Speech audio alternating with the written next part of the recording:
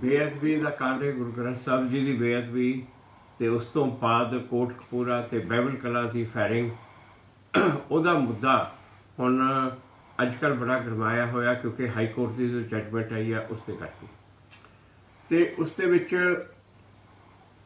ਕਈ ਡਿਵੈਲਪਮੈਂਟਸ ਵੀ ਹੋ ਰਹੀਆਂ। ਪਹਿਲਾਂ ਉਮੀਦ ਸੀਗੀ ਕਿ ਜੱਜਮੈਂਟ ਜਿਹੜੀ ਹੈ ਉਹ ਕੱਲ੍ਹ ਨੂੰ ਉਹਦੀ ਕਾਪੀ ਲੋਡ ਹੋ ਜਾਏਗੀ ਵੈਬਸਾਈਟ ਦੇ ਉੱਤੇ। ਕੱਲ੍ਹ ਸੰਡੇ ਨੂੰ ਮੈਨੂੰ ਇਨਫੋਰਮੇਸ਼ਨ ਮਿਲੀ ਸੀ ਵੈਬਸਾਈਟ 'ਤੇ ਲੋਡ ਹੋ ਜਾਏਗੀ ਤੇ ਉਸ ਦੀ ਉਮੀਦ ਕਰਦੇ ਸੀ, ਪਰ ਉਹ ਜੱਜਮੈਂਟ ਦੀ ਕਾਪੀ ਅੱਜ ਨਹੀਂ ਆਈ। ਅੱਜ ਮੈਨੂੰ ਪੂਰੀ ਉਮੀਦ ਆ ਕਿ ਅੱਜ ਉਹ ਜੱਜਮੈਂਟ ਦੀ ਕਾਪੀ ਆ ਜਾਏਗੀ। ਪੂਰਾ ਤਾਂ ਦੇਖੋ ਉਦੋਂ ਪਤਾ ਚੱਲੂਗਾ ਜਦੋਂ ਜੱਜਮੈਂਟ ਦੀ ਕਾਪੀ ਆਊਗੀ। ਪਰ ਹੁਣ ਇਹ ਗੱਲ ਇਹ ਆ ਕਿ ਮੈਨੂੰ ਬੜੇ ਲੋਕਾਂ ਦੇ ਫੋਨ ਆ ਰਹੇ ਆ, ਬੜੇ ਕਾਂਗਰਸ ਲੀਡਰਾਂ ਦੇ ਵੀ ਆ ਰਹੇ ਆ ਕਿ ਗੱਲ ਹੁਣ ਇਹ ਆ ਕਿ ਹੁਣ ਆਪਾਂ ਇਸ ਹਾਲਤ ਦੇ ਵਿੱਚ ਆਪਾਂ ਕੀ ਕਰ ਸਕਦੇ ਹਾਂ, ਕੀ ਕਰਨਾ ਚਾਹੀਦਾ। ਮੈਂ ਦੇਖੋ ਜਿਹੜੀਆਂ ਇਹ ਵੀਡੀਓ ਪਾ ਰਿਹਾ ਜਾਂ ਮੈਂ ਚਿੱਠੀਆਂ ਲਿਖ ਰਿਹਾ, ਜੋ ਮੈਂ ਕਦਮ ਚੁੱਕ ਰਿਹਾ ਇਹਨਾਂ ਦਿਨਾਂ ਦੇ ਵਿੱਚ, ਉਹਦਾ ਸਿਰਫ ਮਤਲਬ ਇਹ ਆ ਕਿ ਇਸ ਟਾਈਮ ਦੇ ਉੱਤੇ ਕੀ ਕੀਤਾ ਜਾ ਸਕਦਾ, ਹੁਣ ਆਪਾਂ ਕੀ ਕਰ ਸਕਦੇ ਹਾਂ ਤਾਂ ਕਿ ਦੋਸ਼ੀਆਂ ਨੂੰ ਸਜ਼ਾ ਹੋਵੇ। ਮੇਰਾ ਮਤਲਬ ਇਹ ਨਹੀਂ ਹੈ ਕਿ ਮੈਂ ਪਿੱਛੇ ਜੋ ਕਾਂਗਰਸ ਨੇ ਕੀਤਾ ਉਹ ਕਾਂਗਰਸ ਨੂੰ ਗਾਲਾਂ ਕੱਢਦੀਆਂ ਜਾਂ ਕਾਂਗਰਸ ਨੂੰ ਹੀ ਇਹ ਬਲੇਮ ਕਰਕੇ ਉੱਥੇ ਹੀ ਕੰਮ ਛੱਡ ਦੇਣਾ। ਸਿਰਫ ਉਹ ਨਹੀਂ, ਠੀਕ ਹੈ ਬਲੇਮ ਤਾਂ ਉਹਨਾਂ 'ਤੇ ਬਣਦਾ ਹੀ ਬਣਦਾ ਤਾਂ ਕਿ ਉਹਨਾਂ ਨੇ ਪੂਰਾ ਨਹੀਂ ਕੀਤਾ, ਪਰ ਨਾਲ ਦੀ ਨਾਲ ਇਹ ਵੀ ਹੈ ਕਿ ਹੁਣ ਇਸ ਟਾਈਮ ਅੱਗੇ ਕੀ ਹੋ ਸਕਦਾ, ਅੱਗੇ ਉਹ ਕੀ ਕਰ ਸਕਦੇ। ਮੈਂ ਦੇਖੋ ਪੋਲੀਟਿਕਸ 'ਚ ਨਹੀਂ ਹਾਂ, ਮੈਂ ਇਸ ਕਰਕੇ ਇੱਕ ਪੋਲੀਟੀਸ਼ੀਅਨ ਵਾਂਗੂ ਇੱਥੇ ਕੰਮ ਖਤਮ ਨਹੀਂ ਕਰਨਾ ਕਿ ਇਹ ਤਾਂ ਕਾਂਗਰਸ ਨੇ ਕੁਛ ਕੀਤਾ ਨਹੀਂ, ਅੱਗੇ ਤੋਂ ਨਹੀਂ ਕੁਛ ਕਰਨਾ। ਨਹੀਂ, ਮੇਰਾ ਕੰਮ ਆ ਕਿ ਅੱਜ ਇਸ ਟਾਈਮ ਦੇ ਉੱਤੇ ਵੀ ਕੀ ਹੋ ਸਕਦਾ, ਆਪਣੇ ਜੋ ਜਿੰਨੀ ਕੁ ਮੈਨੂੰ ਨੌਲੇਜ ਆ ਉਹਦੇ ਮੁਤਾਬਕ, ਆਪਣੀ ਸੂਝ ਦੇ ਮੁਤਾਬਕ ਜੋ ਮੈਂ ਸੋਚਦਾ ਮੈਂ ਉਹਨਾਂ ਨੂੰ ਦੱਸ ਸਕਦਾ। ਬਾਕੀ ਜੋ ਕਰਨਾ ਉਹ ਸਰਕਾਰ ਨੇ ਜਾਂ ਕਾਂਗਰਸ ਦੇ ਲੀਡਰਾਂ ਨੇ ਕਰਨਾ। ਤਾਂ ਇਸ ਕਰਕੇ ਮੈਂ ਜੋ ਇਹ 2-3 ਦਿਨ ਤੋਂ ਮੈਂ ਕਦਮ ਲੈ ਰਿਹਾ, ਮੈਂ ਉਹ ਲੈ ਰਿਹਾ ਕਾਂਗਰਸ ਲੀਡਰਾਂ ਨੂੰ ਮੈਂ ਦੱਸ ਰਿਹਾ ਕਿ ਇਸ ਸਟੇਜ 'ਤੇ ਵੀ ਤੁਸੀਂ ਕੀ ਕਰ ਸਕਦੇ ਹੋ, ਕਿ ਅਜੇ ਵੀ ਤੁਹਾਡੇ ਕੋਲੇ 8-9 ਮਹੀਨੇ ਪਏ ਆ। ਇਹ 8-9 ਮਹੀਨਿਆਂ ਦੇ ਵਿੱਚ ਜੋ ਅਜੇ ਵੀ ਇਸ ਨੂੰ ਤੁਸੀਂ ਸਾਂਭ ਸਕਦੇ ਹੋ, ਚਾਹੇ ਨੁਕਸਾਨ ਬਹੁਤ ਜ਼ਿਆਦਾ ਹੋ ਚੁੱਕਿਆ ਪਰ ਅਜੇ ਵੀ ਕੁਛ ਨਾ ਕੁਛ ਹੋ ਸਕਦਾ, ਉਹ ਉਮੀਦ ਆ। ਇਹ ਜਿੰਨੀਆਂ ਵੀ ਮੈਂ ਇਹ ਕਾਰਵਾਈ ਕਰ ਰਿਹਾ, ਚਿੱਠੀਆਂ ਲਿਖ ਰਿਹਾ ਜਾਂ ਵੀਡੀਓ ਪਾ ਰਿਹਾ, ਇਸ ਦਾ ਮਕਸਦ ਸਿਰਫ ਇਹ ਆ।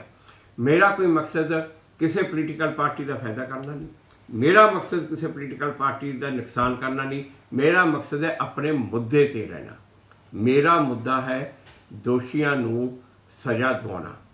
ਤੇ ਮੈਨੂੰ ਕਈਆਂ ਲੋਕਾਂ ਨੇ ਕਿਹਾ ਕਿ ਬੜੀ ਦੇਰ ਮਗਰੋਂ ਤੁਸੀਂ ਬੋਲੇ ਹੋ। ਦੇਖੋ ਮੈਂ ਪੋਲੀਟਿਕਸ ਛੱਡਤੀ, ਮੈਂ ਪੋਲੀਟੀਕਲ ਜਿੰਨੇ ਵੀ ਮੁੱਦੇ ਆ ਉਹਨਾਂ 'ਤੇ ਕਦੇ ਨਹੀਂ ਬੋਲਦਾ। ਮੇਰੇ ਹੁਣ ਇਸ ਟਾਈਮ ਜਿਹੜੇ ਮੈਂ ਆਪਣੇ ਜਿਨ੍ਹਾਂ 'ਤੇ 3 ਮੁੱਦਿਆਂ 'ਤੇ ਮੈਂ ਕੰਮ ਕਰ ਰਿਹਾ, ਆਪਣੇ 3 ਮੁੱਦਿਆਂ 'ਤੇ ਕੰਮ ਕਰ ਰਿਹਾ। ਪਹਿਲਾ ਮੁੱਦਾ 1984 ਦੇ ਕਤਲੇਆਮ ਦੇ ਕੇਸ। ਦੂਜਾ ਮੁੱਦਾ ਜਿਹੜਾ ਇਹ ਸਾਡੇ ਗੁਰਦੁਆਰਿਆਂ ਨੂੰ ਸਿਆਸਤ ਤੋਂ ਬਾਹਰ ਕੱਢਣਾ, ਗੁਰਦੁਆਰਿਆਂ ਦਾ ਪ੍ਰਬੰਧ ਧਾਰਮਿਕ ਲੋਕਾਂ ਦੇ ਹੱਥਾਂ 'ਚ ਦੇਣਾ, ਉਹਦੇ ਲਈ ਮੈਂ ਜੋ ਕਰ ਸਕਦਾ। ਤੀਜਾ ਇਹ ਮੁੱਦਾ ਇਹ ਜੋ ਗੁਰੂ ਗ੍ਰੰਥ ਸਾਹਿਬ ਦੀ ਬੇਅਦਬੀ ਵਾਲੇ ਦੋਸ਼ੀਆਂ ਨੂੰ ਸਜ਼ਾ ਦਿਵਾਉਣਾ। ਤਾਂ ਇਹਨਾਂ 3 ਮੁੱਦਿਆਂ ਦੇ ਉੱਤੇ ਜਦੋਂ ਕੋਈ ਵੀ ਕਿਸੇ ਤਰ੍ਹਾਂ ਦੀ ਡਿਵੈਲਪਮੈਂਟ ਹੁੰਦੀ ਆ ਤੇ ਮੈਂ ਉਦੋਂ ਹੀ ਆ ਕੇ ਬੋਲਦਾ। ਬਾਕੀ ਮੈਂ ਕੋਈ ਪੋਲੀਟੀਕਲ ਸਟੇਟਮੈਂਟ ਨਹੀਂ ਦਿੰਦਾ ਤੇ ਨਾ ਹੀ ਮੈਂ ਦੇਣੀ ਆ। ਮੈਂ ਤੁਹਾਨੂੰ ਪਹਿਲਾਂ ਵੀ ਇਹ ਗੱਲ ਕਹਿ ਚੁੱਕਿਆ, ਮੈਂ ਅੱਜ ਫਿਰ ਰਿਪੀਟ ਕਰਦਾ। ਮੈਂ 2022 ਦੇ ਅਸੈਂਬਲੀ ਦੇ ਇਲੈਕਸ਼ਨ ਲੜਨ ਦਾ ਮੇਰਾ ਬਿਲਕੁਲ ਕੋਈ ਇਰਾਦਾ ਨਹੀਂ। ਇਸ ਕਰਕੇ ਕਿਸੇ ਪਾਰਟੀ ਨੂੰ ਨੁਕਸਾਨ ਜਾਂ ਕਿਸੇ ਪਾਰਟੀ ਦਾ ਫਾਇਦਾ, ਇਹ ਮੇਰਾ ਬਿਲਕੁਲ ਇਰਾਦਾ ਨਹੀਂ। ਤੇ ਨਾ ਹੀ ਮੈਂ HGPC ਦੇ ਇਲੈਕਸ਼ਨ ਲੜਨੇ ਆ। ਮੈਂ ਪਹਿਲਾਂ ਵੀ ਕਹਿ ਚੁੱਕਿਆ, ਮੈਂ ਅੱਜ ਫਿਰ ਇਹੀ ਗੱਲ ਅਨਾਉਂਸ ਕਰ ਰਿਹਾ। ਹੁਣ ਗੱਲ ਇੱਥੇ ਆਉਂਦੀ ਆ ਕਿ ਜੋ ਇਸ ਮੌਕੇ ਦੇ ਉੱਤੇ ਕੀ ਹੋ ਸਕਦਾ ਉਹਦੇ। ਦੇਖੋ ਮੈਂ ਤੁਹਾਨੂੰ ਪਹਿਲਾਂ ਵੀ ਇਹ ਗੱਲ ਦੱਸੀ ਸੀ ਕਿ ਜਸਟਿਸ ਰਣਜੀਤ ਸਿੰਘ ਦੀ ਜੋ ਕਮਿਸ਼ਨ ਆ, ਇਹਦੇ ਵਿੱਚ ਖੁਲਾਸੇ ਪੂਰੇ ਕੀਤੇ ਪਏ ਆ, ਕਿ ਪੂਰੇ ਖੁਲਾਸੇ ਕੀਤੇ ਪਏ ਆ। ਜਸਟਿਸ ਰਣਜੀਤ ਸਿੰਘ ਕਮਿਸ਼ਨ ਦੀ ਰਿਪੋਰਟ ਹੈ ਜੋ ਉਹ ਇਹਦਾ ਬੇਸ ਆ। ਇਹ ਸਾਰੇ ਤੱਤ ਉਹਦੇ 'ਚ ਕੱਢ ਕੇ ਰੱਖੇ ਪਏ ਆ ਜਸਟਿਸ ਰਣਜੀਤ ਸਿੰਘ ਨੇ। ਔਰ ਤੇ ਜਸਟਿਸ ਰਣਜੀਤ ਸਿੰਘ ਹੋਰਾਂ ਨੇ ਇੱਕ ਇਹ ਵੀ ਵਿੱਚ ਆਪਣੀ ਰਿਪੋਰਟ ਦੇ ਵਿੱਚ ਲਿਖਿਆ ਕਿ 12 ਤਰੀਕ ਨੂੰ ਬੇਅਦਬੀ ਹੋਈ, ਜਦੋਂ ਗੁਰੂ ਮਹਾਰਾਜ ਦੇ ਅੰਗ ਜਾ ਕੇ ਰੋੜੇ ਗਏ। 12 ਸ਼ਾਮ ਤੋਂ ਧਰਨਾ ਸ਼ੁਰੂ ਹੋਇਆ ਤੇ 14 ਨੂੰ ਸਵੇਰੇ ਇੱਕ ਦਿਨ ਦੇ ਬਾਅਦ ਹੀ, ਮਤਲਬ ਕਿ 13 ਦਾ ਦਿਨ ਇੱਕੋ ਲੱਗਿਆ ਸੀ ਨਾ, ਵੀ ਇੱਕ ਦਿਨ ਦੇ ਵਿੱਚ ਹੀ ਉਹਨਾਂ ਨੇ ਚੁੱਕ ਕੇ ਇਹਨਾਂ ਦੇ ਉੱਤੇ ਕਾਰਵਾਈ ਕਰਤੀ।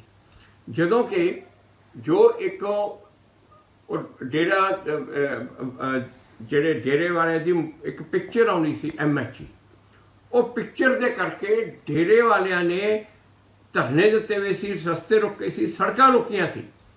ਉਹ ਬੜੇ ਲੰਬੇ ਸਮੇਂ ਤੇ ਉਹ ਉੱਥੇ ਬੈਠੇ ਰਹੇ।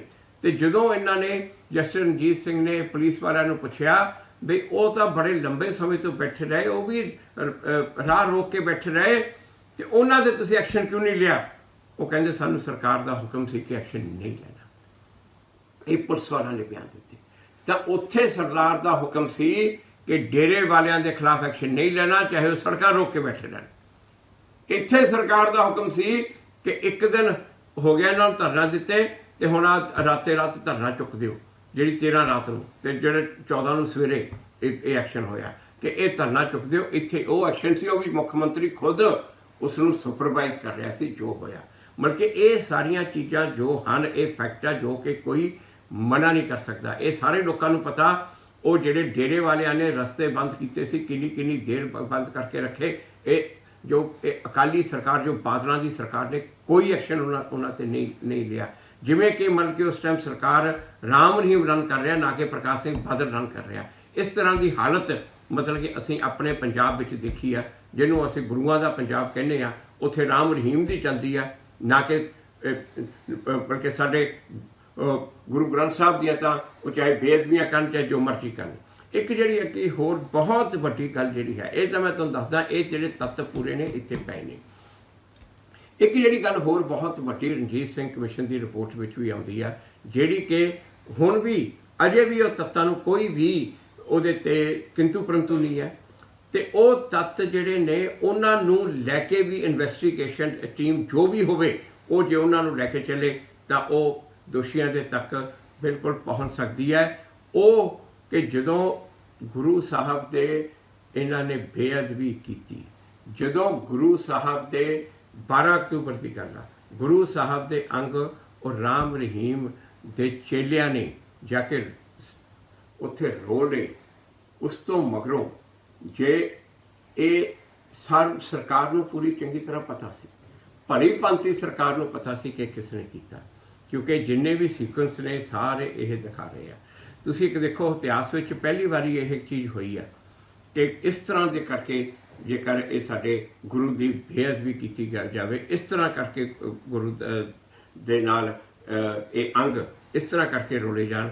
ਤੇ ਉਸ ਤੋਂ ਮਗਰੋਂ ਉਸ ਟਾਈਮ ਵੇਲੇ ਦੀ ਸਰਕਾਰ, ਜੋ ਉਸ ਵੇਲੇ ਦੀ ਬਾਦਲ ਸਰਕਾਰ ਨੇ ਕੀ ਕੀਤਾ, ਉਹਨਾਂ ਦਾ ਪੂਰਾ ਪਲਾਨ ਸੀ ਜੋ ਸਿੱਖ ਪ੍ਰਚਾਰਕ ਆ ਉਹਨਾਂ ਦੇ ਉੱਪਰ ਹੀ ਪਾ ਦਿਓ।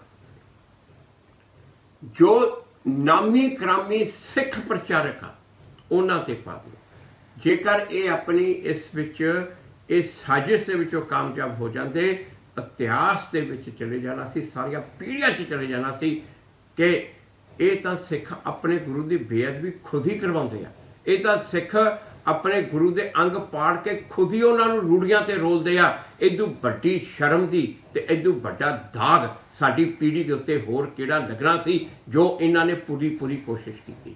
ਇਹਨਾਂ ਦੀ ਪੂਰੀ ਕੋਸ਼ਿਸ਼ ਸੀ ਕਿ ਪੰਥਪ੍ਰੀਤ ਤੇ, ਢੱਡਰੀਆਂ ਵਾਲਿਆਂ ਤੇ ਮਾਝੀ ਤੇ ਉਹਨਾਂ ਦੇ ਨਾਮ ਲੈ ਦਿਓ, ਉਹਨਾਂ ਦੇ ਉੱਪਰ ਸਾਰਾ ਕੇਸ ਪਾ ਦਿਓ। ਇਹਨਾਂ ਨੇ ਉਹ 2 ਮੁੰਡੇ ਰੁਪਿੰਦਰ ਹੋਰੀ ਜੋ ਉਹਨਾਂ ਨੂੰ ਗ੍ਰਿਫਤਾਰ ਕੀਤਾ, 20 ਅਕਤੂਬਰ ਨੂੰ ਉਹਨਾਂ ਨੂੰ ਗ੍ਰਿਫਤਾਰ ਕੀਤਾ। ਪੂਰਾ ਇਹ ਫਲਾਤਾ ਜੀ ਇਹਨਾਂ ਨੂੰ ਬਾਹਰੋਂ ਪੈਸਾ ਆਇਆ, ਪੂਰੀ ਦੀ ਪੂਰੀ। ਤੁਸੀਂ ਉਹ 20 ਤਰੀਕ ਤੋਂ ਲੈ ਕੇ 21-22 ਦੇ ਅਖਬਾਰ ਚੁੱਕ ਲਓ, ਪੂਰੀ ਸਰਕਾਰ ਦਾ ਜ਼ੋਰ ਲੱਗਿਆ ਸੀ ਕਿ ਇਹਨਾਂ ਨੂੰ ਬਾਹਰੋਂ ਪੈਸੇ ਆਇਆ, ਇਹਨਾਂ ਨੇ ਕੀਤਾ। ਮੈਂ ਉੱਥੇ 23 ਅਕਤੂਬਰ ਨੂੰ ਮੈਂ ਉੱਥੇ ਪਹੁੰਚਿਆ। 23 ਅਕਤੂਬਰ ਨੂੰ ਪਹਿਲਾਂ ਮੈਂ ਉਹਨਾਂ ਦੇ ਪਿੰਡ ਗਿਆ, ਉਹਨਾਂ ਮੁੰਡਿਆਂ ਦੇ ਪਿੰਡ ਜਾ ਕੇ ਪਿੰਡ ਵਾਲਾ ਤੋਂ ਪੁੱਛਿਆ ਵੀ ਤੁਸੀਂ ਦੱਸੋ ਕਿ ਮੁੰਡੇ ਕਹੇ ਜਿਹੇ ਨੇ, ਕੀ ਐਸਾ ਘਿਨੌਣਾ ਕੰਮ ਕਰ ਸਕਦੇ ਆ? ਉਹ ਪੰਚਾਇਤ ਵਾਲਿਆਂ ਨੇ ਇਕੱਠੇ ਹੋ ਕੇ ਮੈਨੂੰ ਕਿਹਾ ਬਿਲਕੁਲ ਨਹੀਂ ਕਰ ਸਕਦੇ ਫੁਲਕਾ ਸਾਹਿਬ, ਮੁੰਡੇ ਬੜੇ ਵਧੀਆ ਨੇ, ਇਹ ਤਾਂ ਗੁਰੂ ਨੂੰ ਮੰਨਣ ਵਾਲੇ ਆ। ਉਸੇ ਟਾਈਮ ਉੱਥੇ ਮੀਡੀਆ ਵਾਲਿਆਂ ਨੂੰ ਮੈਂ ਅਨਾਉਂਸ ਕਰਤਾ ਕਿ ਮੈਂ ਇਹਨਾਂ ਦੇ ਕੇਸ ਲੜੂੰਗਾ। ਤੇ 23 ਨੂੰ ਮੈਂ ਜਾ ਕੇ ਤੁਹਾਨੂੰ ਪਹਿਲਾਂ ਵੀ ਦੱਸਿਆ, ਮੈਂ ਉਸੇ ਟਾਈਮ ਕੋਰਟ ਵਿੱਚ, ਫਰੀਦਕੋਟ ਕੋਰਟ ਦੇ ਵਿੱਚ ਕਿਸੇ ਨੂੰ ਨਹੀਂ ਜਾਂਦਾ। ਮੈਂ ਉੱਥੇ ਪਹੁੰਚਿਆ, ਮੇਰੇ ਇੱਕ ਪੁਰਾਣੇ ਕਲਾਸਮੇਟ ਸੀ ਲਖਵਿੰਦਰ, ਉਹਨਾਂ ਕੋਲੇ ਮੈਂ ਗਿਆ। ਉਹਨਾਂ ਨੇ ਬਾਰ ਦੇ ਪ੍ਰੈਜ਼ੀਡੈਂਟ ਨੂੰ ਬੁਲਾ ਲਿਆ, ਨਾਲ ਉਹ ਬਾਰ ਦੇ ਸੈਕਟਰੀ ਸੀ ਸਤਕਰਤਾਰ ਸਿੱਖੋਂ, ਉਹਨਾਂ ਨੂੰ ਬੁਲਾ ਲਿਆ। ਉਹਨਾਂ ਨੂੰ ਬੁਲਾ ਕੇ ਮੈਂ ਕਿਹਾ ਕਿ ਇੱਕ ਇਮੀਡੀਏਟਲੀ ਇਹਨਾਂ ਵੱਲੋਂ ਐਪਲੀਕੇਸ਼ਨ ਪਾਈ ਜਾਏ। ਭਾਈ ਪੰਥਪ੍ਰੀਤ ਹੋਰਾਂ ਨੂੰ ਮੈਂ ਕਿਹਾ ਕਿ ਇਹਦੇ ਜਿਹੜੇ ਰੁਪਿੰਦਰ ਹੋਰਾਂ ਦੇ ਫਾਦਰ ਨੂੰ ਤੁਸੀਂ ਜਲਦੀ ਤੋਂ ਜਲਦੀ ਕੋਰਟ ਭੇਜ ਦਿਓ। ਉਹਨਾਂ ਨੇ ਇੰਤਜ਼ਾਮ ਕੀਤਾ, ਉਹਨਾਂ ਨੂੰ ਕੋਰਟ ਭੇਜਿਆ। ਕੋਰਟ ਬੁਲਾ ਕੇ ਉਹਨਾਂ ਨੂੰ ਅਸੀਂ ਦਰਖਾਸਤ ਦਿੱਤੀ। ਜਦੋਂ ਦਰਖਾਸਤ ਦਿੱਤੀ ਤਾਂ ਉਸ ਟਾਈਮ ਆਲਰੇਡੀ ਲੇਟ ਹੋ ਗਿਆ ਸੀ, ਤੇ ਜਦੋਂ ਅਸੀਂ ਸੈਸ਼ਨ ਜੱਜ ਦੇ ਕੋਲੇ ਜਾ ਕੇ ਮੈਂਸ਼ਨ ਕੀਤਾ ਤੇ ਸੈਸ਼ਨ ਜੱਜ ਨੇ ਕਿਹਾ ਕਿ ਇਹ ਕੇਸ ਟੇਕਅਪ ਕੀਤਾ ਜਾਊਗਾ। ਤੇ ਉਹ ਕੁਲਦੀਪ ਸਿੰਘ ਸੈਸ਼ਨ ਜੱਜ ਸੀਗੇ ਉੱਥੇ, ਉਹਨਾਂ ਦੀ ਵੀ ਜ਼ਰੂਰਤ ਦੇਖੋ। ਉਹਨਾਂ ਨੇ ਡਿਊਟੀ ਮੈਜਿਸਟ੍ਰੇਟ ਜੋ ਉੱਠ ਕੇ ਚਲੀ ਗਈ ਸੀ ਤੇ ਡਿਊਟੀ ਮੈਜਿਸਟ੍ਰੇਟ ਨੂੰ ਕਿਹਾ ਤੂੰ ਵਾਪਸ ਆ ਕੇ ਇਹ ਕੇਸ ਦੀ ਸੁਣਵਾਈ ਕਰ। ਇਹ ਕੇਸ ਦੀ ਸੁਣਵਾਈ ਅੱਜ ਹੀ ਹੋਣੀ ਚਾਹੀਦੀ ਹੈ। ਤੇ ਉਹਨਾਂ ਡਿਊਟੀ ਮੈਜਿਸਟ੍ਰੇਟ ਨੂੰ ਵਾਪਸ ਬੁਲਾਇਆ। ਵਾਪਸ ਬੁਲਾ ਕੇ ਉਹ ਕੇਸ ਦੀ ਸੁਣਵਾਈ ਕੀਤੀ। ਜਾ ਕੇ 7 ਵਜੇ ਸਾਨੂੰ ਆਰਡਰ ਮਿਲਿਆ ਉਹਨਾਂ ਦੇ ਨਾਲ ਮੁਲਾਕਾਤ ਦਾ। ਰਾਤ ਨੂੰ 11 ਵਜੇ ਜਾ ਕੇ ਉਹਨਾਂ ਦੇ ਮਾਪਿਆਂ ਦੀ ਇਹਨਾਂ ਦੇ ਨਾਲ ਮੁਲਾਕਾਤ ਕਰਵਾਈ। ਮੈਨੂੰ ਤਾਂ ਪਹਿਲਾਂ ਪਤਾ ਹੀ ਨਹੀਂ ਸੀ ਮੁੰਡੇ ਹਨ ਕਿੱਥੇ। ਉਹਨਾਂ ਨੂੰ ਕੁੱਟ ਕੇ ਇਹਨਾਂ ਨੇ ਤਸੀਹੇ ਦੇ ਕੇ ਇੱਕ ਅੱਧਾ ਦਿਨ ਹੋਰ ਨਿਕਲ ਜਾਂਦਾ ਤੇ ਇਹਨਾਂ ਨੇ ਉਹਦਾ ਤੋਂ ਦਸਤਖਤ ਕਰਾ ਰਹੇ ਸੀ ਜੋ ਮਰਜ਼ੀ ਕਹਾ ਜਾਂਦੇ। ਜਦੋਂ ਰਾਤ ਨੂੰ ਉੱਥੇ ਉਹਦਾ ਦੇ ਮਾਪੇ ਪਹੁੰਚੇ, ਉਹਨਾਂ ਨੇ ਜਾ ਕੇ ਕਿਹਾ ਤੁਸੀਂ ਫਿਕਰ ਨਾ ਕਰੋ, ਪਰਵਾਹ ਨਾ ਕਰੋ, ਫੁਲਕਾ ਸਾਹਿਬ ਆ ਗਿਆ, ਵਕੀਲਾਂ ਦੀ ਪੂਰੀ ਟੀਮ ਆ ਗਈ, ਤੁਹਾਡੇ ਨਾਲ ਆ, ਇਹ ਤੁਸੀਂ ਹੌਸਲਾ ਰੱਖੋ। ਉਹ ਮੁੰਡਿਆਂ ਦਾ ਹੌਸਲਾ ਇੰਨਾ ਵਧਿਆ। ਅਗਲੇ ਦਿਨ ਫਿਰ ਅਸੀਂ ਕਿਉਂਕਿ ਉਹਦੇ ਰੀੜ੍ਹ ਦੇ ਵਿੱਚ ਸੱਟ ਲੱਗੀ ਹੋਈ ਸੀ, ਅਗਲੇ ਦਿਨ ਉਹਦਾ ਅਨਾਜ ਦਾ ਵੀ ਇੰਤਜ਼ਾਮ ਕਰਵਾਇਆ। ਉਦੋਂ ਤੱਕ ਤਾਂ ਕੋਈ ਇਲਾਜ ਨਹੀਂ ਸੀ ਕਰ ਰਹੇ। ਦੇਖੋ ਇਹ ਵਾਹਿਗੁਰੂ ਦੀ ਐਸੀ ਮਿਹਰ ਰਹੀ ਕਿ ਇਹਦੇ ਕਰਕੇ ਇਹ ਬਚ ਗਿਆ, ਇਹਦੇ ਕਰਕੇ ਬਚ ਗਿਆ। ਤੇ ਮੈਂ ਨਹੀਂ ਤਾਂ ਐਸਾ ਦਾਗ ਇਹ ਸਾਡੀ ਪੀੜ੍ਹੀ ਦੇ ਉੱਤੇ ਲੱਗਣਾ ਸੀ, ਐਸਾ ਦਾਗ ਸਾਡੀ ਪੀੜ੍ਹੀ ਤੇ ਲੱਗਣਾ ਸੀ। ਜਦੋਂ ਮੈਂ ਵਿਧਾਨ ਸਭਾ 'ਚ ਵੀ ਰਣਜੀਤ ਸਿੰਘ ਦੀ ਕਮੇਟੀ ਉੱਤੇ ਬਹਿਸ ਹੋ ਕੇ ਜਦੋਂ ਮੈਂ ਉਦੋਂ ਇਹ ਫੈਸਲਾ ਲਿਆ ਕਿ ਸਰਕਾਰ ਨੇ ਮਤੇ ਬਿਲਕੁਲ ਗਲਤ ਪਾਸ ਕੀਤੇ। ਦੇਖੋ ਮੈਂ ਇਹ ਦੇਖਿਆ ਇਸੇ ਤਰ੍ਹਾਂ ਕਰਕੇ 84 ਦੇ ਕੇਸਾਂ ਵਿੱਚ ਵੀ ਨਾਨਾਵਤੀ ਕਮਿਸ਼ਨ ਦੀ ਰਿਪੋਰਟ ਜਦੋਂ ਸਰਕਾਰ ਨੇ ਪੇਸ਼ ਕੀਤੀ ਵਿਧਾਨ ਸਭਾ ਦੇ ਵਿੱਚ ਲੋਕ ਸਭਾ ਦੇ ਵਿੱਚ, ਤਾਂ ਉਸ ਟਾਈਮ ਦੀ ਮਨਮੋਹਨ ਸਿੰਘ ਕਾਂਗਰਸ ਸਰਕਾਰ ਨੇ ਪਹਿਲਾਂ ਫੈਸਲਾ ਲੈ ਲਿਆ ਸੱਜਣ ਤੇ ਟਾਈਟਲ ਦੇ ਅਗੇਂਸਟ ਸਰਕਾਰ ਕੋਈ ਕੇਸ ਨਹੀਂ ਫਾਈਲ ਕਰ ਰਹੀ, ਕੋਈ ਐਕਸ਼ਨ ਨਹੀਂ ਲੈ ਰਹੀ। ਜਦੋਂ ਉੱਥੇ 3 ਦਿਨ ਇਹ 8 ਅਗਸਤ 9 ਅਗਸਤ 10 ਅਗਸਤ 3 ਦਿਨ ਪਾਰਲੀਮੈਂਟ ਨਹੀਂ ਚੱਲਣ ਦਿੱਤੀ, ਸਾਰੀ ਆਪੋਜੀਸ਼ਨ ਖੜੀ ਹੋ ਗਈ। ਉਹ ਮੈਂ ਤੁਹਾਨੂੰ ਪਹਿਲਾਂ ਵੀ ਦੱਸ ਚੁੱਕਿਆ, ਉਹ 'ਚ ਸਾਰੇ ਆਪੋਜੀਸ਼ਨ ਲੀਡਰਾਂ ਨੂੰ, ਬਰਿੰਦਾ ਕਰਾਟ ਨੂੰ, ਸਾਰਿਆਂ ਨੂੰ ਮੈਂ ਰੋਜ਼ ਮਿਲਦਾ ਹੁੰਦਾ ਸੀ, ਸਵੇਰੇ ਸ਼ਾਮ। ਬਰਿੰਦਾ ਕਰਾਟ ਦਾ ਬਹੁਤ ਵੱਡਾ ਰੋਲ ਹੈ। ਉਸ ਤੋਂ ਮਗਰੋਂ ਜੋ ਉੱਥੇ ਫੈਸਲਾ ਕੀਤਾ ਸਰਕਾਰ ਨੇ, ਜੋ ਫੈਸਲਾ ਕੀਤਾ ਸਰਕਾਰ ਨੇ ਸਪੈਸੀਫਿਕਲੀ ਇਹ ਕਿਹਾ ਸੱਜਣ ਕੁਮਾਰ ਦਾ ਤੇ ਟਾਈਟਲਰ ਦਾ ਰੋਲ ਐਗਜ਼ਾਮਨ ਕੀਤਾ ਜਾਏਗਾ, CBI ਕਰੇਗੀ। ਸਪੈਸੀਫਿਕਲੀ ਵਿਧਾਨ ਸਭਾ ਦੇ ਵਿੱਚ ਇਹ ਡਿਸੀਜ਼ਨ ਹੋਇਆ, ਇਹ ਲੋਕ ਸਭਾ 'ਚ ਇਹ ਫੈਸਲਾ ਹੋਇਆ, ਪਾਰਲੀਮੈਂਟ 'ਚ ਇਹ ਅਨਾਉਂਸ ਕੀਤਾ ਗਿਆ, ਲੋਕ ਸਭਾ 'ਚ ਵੀ ਤੇ ਰਾਜ ਸਭਾ 'ਚ ਵੀ।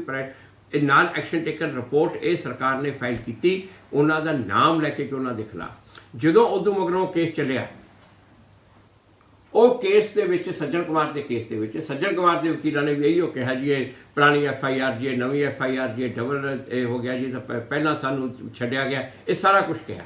ਉਸ ਟਾਈਮ ਦੇ ਉੱਤੇ ਹੀ ਸੀ ਕਿ ਜੀ ਇਹ ਕਮਿਸ਼ਨ ਦਾ ਪਰਪਸ ਜੀ ਇਹ ਸੀ, ਸਾਰਾ ਕਮਿਸ਼ਨ ਅਪਾਇੰਟ ਕਰਨ ਦਾ ਪਰਪਸ ਜੀ ਇਹ ਸੀ ਕਿ ਪਹਿਲਾਂ ਇਨਸਾਫ ਨਹੀਂ ਮਿਲਿਆ, ਅਸੀਂ ਇਨਸਾਫ ਦੇਣਾ। ਇਸ ਕਰਕੇ ਇਹ ਜਿਹੜਾ ਇਹ ਸਰਕਾਰ ਨੇ ਪੂਰਾ ਵਿਚਾਰ ਕਰਕੇ ਇਹ ਕੀਤਾ, ਕਿਉਂਕਿ ਦੋਸ਼ੀਆਂ ਨੂੰ ਸਜ਼ਾ ਮਿਲਣੀ ਚਾਹੀਦੀ ਹੈ। ਆਹ ਸਰਕਾਰ ਦਾ ਫੈਸਲਾ ਕਿ ਇਹਨਾਂ ਦਾ ਰੋਲ ਇਨਕੁਆਇਰ ਕਰੋ। ਮੈਂ ਇਹੀ ਚਾਹੁੰਦਾ ਸੀ ਵਿਧਾਨ ਸਭਾ ਦੇ ਵਿੱਚ ਕਿ ਵਿਧਾਨ ਸਭਾ 'ਚ ਮਤਾ ਪਾਸ ਹੋਵੇ ਜਾਂ ਵਿਧਾਨ ਸਭਾ ਦੇ ਵਿੱਚ ਐਕਸ਼ਨ ਟੇਕਨ ਰਿਪੋਰਟ ਇੱਕ ਹੋਰ ਸਰਕਾਰ ਫਾਈਲ ਕਰੇ, ਜਿਹਦੇ ਵਿੱਚ ਉਹ ਕਹੇ ਕਿ ਉਸ ਟਾਈਮ ਦਾ ਮੁੱਖ ਮੰਤਰੀ ਤੇ ਉਸ ਟਾਈਮ ਦਾ DGP ਉਹਨਾਂ ਦਾ ਰੋਲ ਇਨਕੁਆਇਰ ਕੀਤਾ ਜਾਊਗਾ। ਜੋ ਅੱਜ ਅਸੀਂ ਕਹਿ ਰਹੇ ਹਾਂ ਕਿ ਕਿਸੇ ਪੁਲਿਸ ਅਫਸਰ ਦੀ ਜ਼ਰੂਰਤ ਨਹੀਂ ਉਹਨਾਂ ਦਾ ਨਾਮ ਵਿੱਚ ਪਾਉਣ ਦੀ, ਇਹ ਜ਼ਰੂਰਤ ਤਾਂ ਉੱਥੇ ਵਿਧਾਨ ਸਭਾ ਦੇ ਵਿੱਚ ਇਹ MLA ਦੀ ਤੇ ਮੰਤਰੀਆਂ ਦੀ ਹੋਣੀ ਚਾਹੀਦੀ ਸੀ।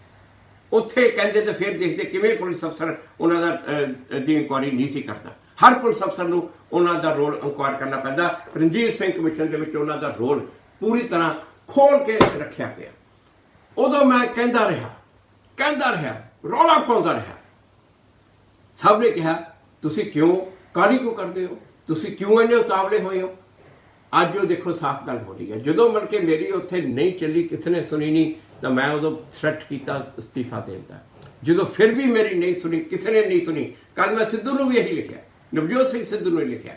ਉਦੋਂ ਮੈਂ ਤੁਹਾਨੂੰ ਕਹਿੰਦਾ ਰਿਹਾ ਤੁਸੀਂ ਕਰਦੇ ਰਹੇ ਕਰਵਾਵਾਂਗੇ, ਸਾਡੇ ਤੇ ਵਿਸ਼ਵਾਸ ਰੱਖੋ। ਤੁਹਾਡੇ ਤੇ ਵਿਸ਼ਵਾਸ ਕਰਨ ਦਾ ਆਹ ਨਤੀਜਾ ਨਿਕਲਿਆ। मैं अस्तीफा दिता। जो मैं अस्तीफा दिता इस गल करके कि कम से कम इस बाद ही हिल जान, पर समझ आ जाए कुछ, उदों ठीक है अपनी मर्जी। उन्होंने कांग्रेस लीडर ने तो कहना सी भगौड़ा भगौड़ा भगौड़ा, संगत भी मैनू भगौड़ा कहन लगी, पर मैनू कोई परवाह नहीं। तुहाडे लिए मैं भगौड़ा होऊंगा, पर गुरु के वास्ते तो मैं जो गुरु के लिए मेरा फर्ज सी मैं पूरा किया। मैं तो अज भी मैं जो कर रहा मैं अपने वालों गुरु का फर्ज समझ के पूरा कर रहा। मैं पॉलिटिक्स छड़ चुकिया, किसी पोलीटिकल पार्टी को फायदा या नुकसान मेरा मतलब नहीं। मेरा मतलब यह है मेरे वालों जिन्ना जोर लगूगा, जिन्नी मैं वाह अपनी लाऊंगा ये दोषियों को सजा देने वास्ते, मैं तो ये पूरा अपना जोर लाऊंगा। तो मैं तुहानू भी ये कहना कि अपना अपना फर्ज समझो, अपना अपना फर्ज समझो। खास करके कांग्रेस लीडरां नूं मैं कह रहा कि यह मौका तुहाडा एक्ट करन दा, ये मौका एक्ट करन दा। नाल मैं तुहानू दस भी रहा करना की चाहिए।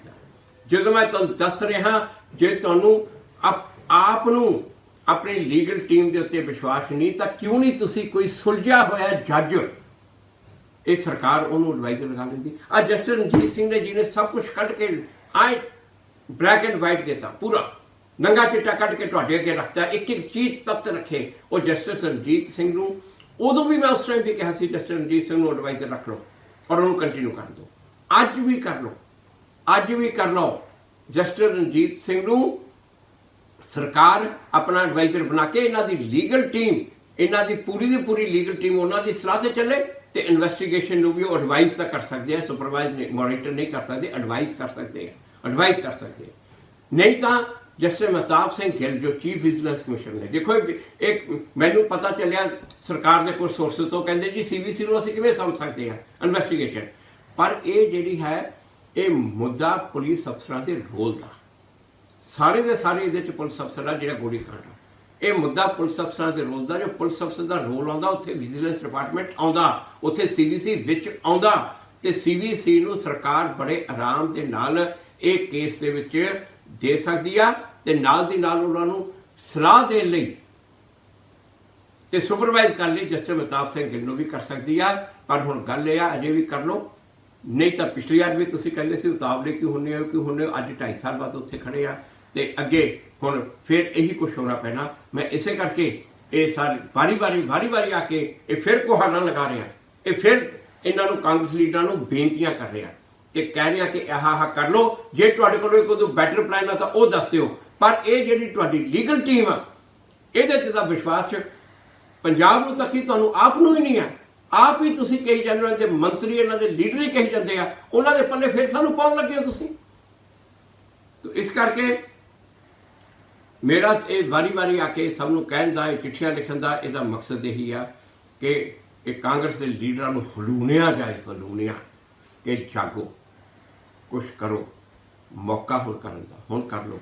जे हुण नहीं करोगे तो फिर भुगतोगे, और इहो जिहा भुगतोगे जो अकालियां दा हाल हो रहा। तुहाडे अपने लीडरां ने यह गल कही है, जो अकालियां दा हाल पिंडां 'च हो रहा वो कल नूं तुहाडा भी होगा।